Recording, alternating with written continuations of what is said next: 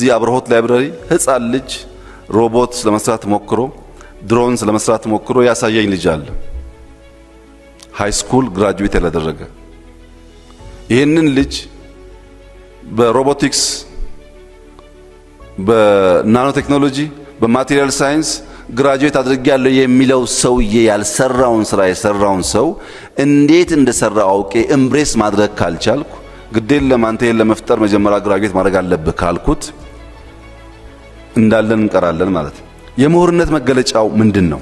ምሁርነት ሐሳብ አክባሪ ሐሳብ አፍቃሪ መሆን አለበት። ጥልቅ አሰላሳይ ብዙ ጠያቂ መሆን አለበት።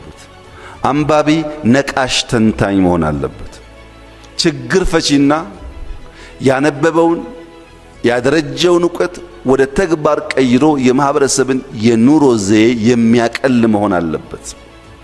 ክሪቲካል ቲንከርስ ነገሮችን ከተለመደው መንገድ በተለየ መልኩ የሚያዩ መሆን አለባቸው። ውስብስብ ጉዳዮች፣ ብዙ ጋሬጣ፣ ብዙ ችግር፣ ብዙ ቻሌንጅ የሚደረደርባቸውን ጉዳዮች ለመፍታት ለመተንተን ብቃት ያላቸው ዕውቀትን ወደሚጨበጥ ተግባር መቀየር የሚችሉ መሆን አለባቸው።